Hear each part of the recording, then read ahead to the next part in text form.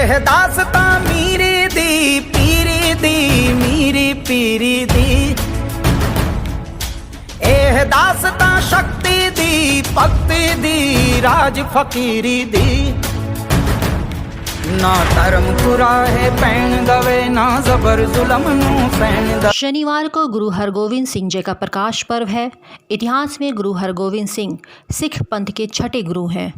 जैसा कि आप सभी जानते हैं कि कोविड-19 कोरोना वायरस के संक्रमण की वजह से सभी धार्मिक स्थल श्रद्धालुओं के लिए बंद हो चुके हैं और इसलिए हर साल की भांति गुरु हरगोविंद सिंह जी का प्रकाश पर्व इस बार गुरुद्वारों में धूमधाम से नहीं मनाया जाएगा, लेकिन उनके नाम से शबद कीर्तन और पाठ गुरुद्वारों में ज़रूर होंगे और लोग श्रद्धा सुमन अर्पित करते हुए अपने घरों में पाठ कर गुरु जी को अपना जीवन समर्पित करते हुए अरदास भी करेंगे।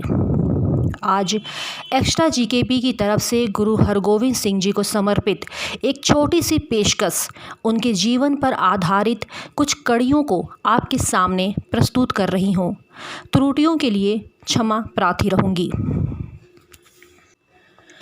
गुरु हरगोविंद सिंह सिख के छठे गुरु थे। सिख इतिहास के मुताबिक गुरु अर्जुन देव जी के पुत्र गुरु हरगोविंद साहेब की दल भजन योद्धा कहकर प्रशंसा की गई है। गुरु हरगोविंद साहेब की शिक्षा दीक्षा महान विद्वान भाई गुरदास जी की देख रेख में हुई।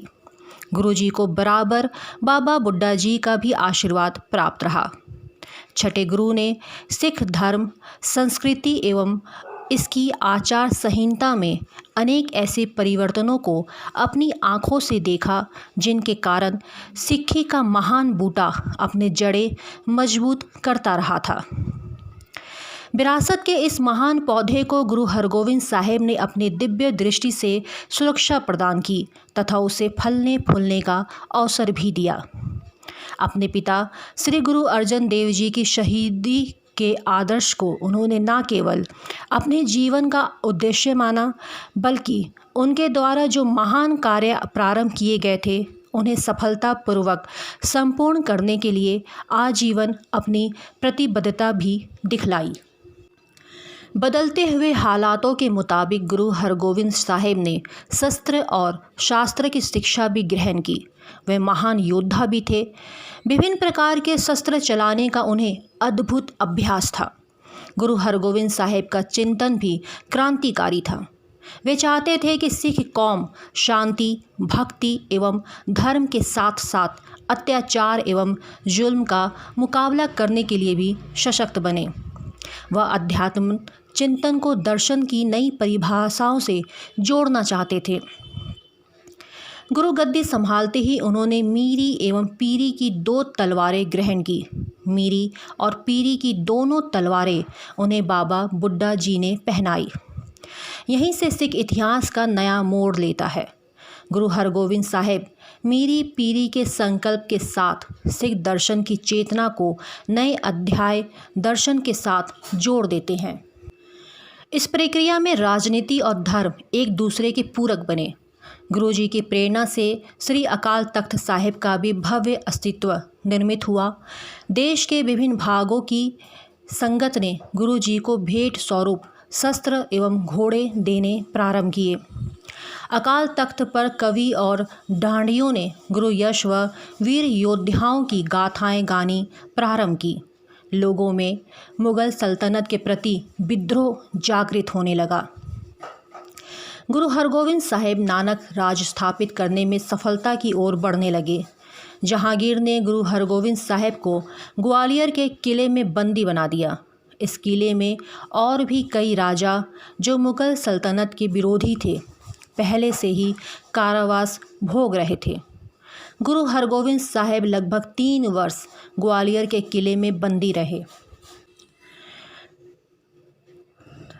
महान सूफी फ़कीर मियाँ मीर गुरु घर के श्रद्धालु थे। जहांगीर की पत्नी नूरजहां मियाँ मीर की सेविका थी। इन लोगों ने भी जहांगीर को गुरुजी की महानता और प्रतिभा से परिचित करवाया। बाबा बुडाओ भाई गुरदास ने भी गुरु साहिब को बंदी बनाने का विरोध किया।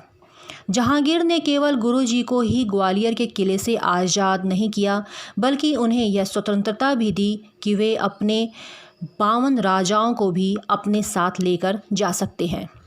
इसलिए सिख इतिहास में गुरुजी को बंदी छोड़ दाता कहा जाता है। ग्वालियर में इस घटना का साक्षी गुरुद्वारा बंदी छोड़ है। अपने जीवन मूल्य पर दृढ़ रहते हुए गुरुजी ने शाहजहां के साथ 4 बार टक्कर ली। वे युद्ध के दौरान सदैव शांत, अभय एवं अडौल रहते थे। उनके पास इतनी बड़ी सैन्य शक्ति थी कि मुग़ल सिपाही हमेशा भयभीत रहते थे।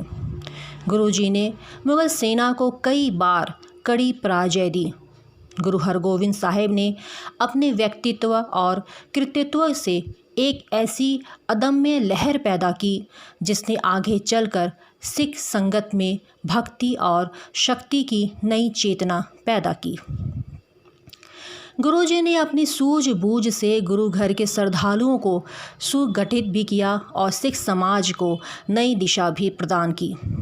अकाल तख्त साहिब सिख समाज के लिए ऐसी सर्वोच्च संस्था के रूप में उभरा जिसने भविष्य में सिख शक्ति को केंद्रित किया तथा उसे अलग सामाजिक और ऐतिहासिक पहचान प्रदान की।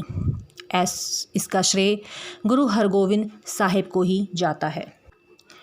गुरु हरगोविंद साहिब बहुत परोपकारी योद्धा थे। उनका जीवन दर्शन जन साधारण के कल्याण से जुड़ा हुआ था। यही कारण है कि उनके समय में गुरमत दर्शन राष्ट्र के कोने कोने तक पहुंचा। श्री गुरु ग्रंथ साहिब के महान संदेश ने गुरु परंपरा के उन कार्यों को भी प्रकाशमान बनाया जिसके कारण भविष्य में मानवता का महान कल्याण होने जा रहा है। गुरुजी ने इन अथक प्रयत्नों के कारण सिख परंपरा नया रूप भी ले रही थी और साथ ही अपनी विरासत की गरिमा को पुनः नए संदर्भों में परिभाषित भी कर रही थी। गुरु हरगोविंद साहिब की चिंतन की दिशा को नए व्यवहारिक अर्थ दे रहे थे। वास्तव में यह उनकी आभा और शक्ति का प्रभाव था। गुरुजी के व्यक्तित्व और कृतित्व का गहरा प्रभाव पूरे परिवेश पर पड़ने लगा। गुरु हरगोविंद साहिब जी ने अपनी सारी शक्ति हरमंदर साहिब व अकाल तख्त साहिब के आदर्श स्थापित करने में लगाई। गुरु हरगोविंद साहिब पंजाब से बाहर भी सिख धर्म के प्रचार हेतु अपने शिष्य को भेजा करते थे। गुरु हरगोविंद साहिब ने सिख जीवन दर्शन को समसामयिक समस्याओं से केवल जोड़ा ही नहीं बल्कि एक ऐसी जीवन दृष्टि का निर्माण भी किया जो गौरवपूर्ण संसाधनों की समस्याओं को भी उजागर करता था। सिख लहर को प्रभावशाली बनाने में गुरुजी का अद्वितीय योगदान रहा। गुरुजी कीरतपुर साहिब में ज्योति ज्योत समाए। गुरुद्वारा पातालपुरी गुरुजी की याद में आज भी हजारों व्यक्तियों को शांति का संदेश देता है। भाई गुरदास ने गुरु हरगोविंद साहिब की गौरव गाथा का इन शब्दों में उल्लेख किया है। पंजे प्याले पंज पीर छंडम पीर बैठा गुर भारी, अर्जुन काया पलट के मूरत हरगोविंद सवारी, चली पीढ़ी सौढ़ियाँ रूप दिखावन वारो वारी। एह दासता मीरी दी पीरी दी मीरी पीरी दी, एह दासता शक्ति दी भक्ति दी राज फकीरी दी। ना धर्म कुराहे पैण दवे ना जबर जुलम नू पैण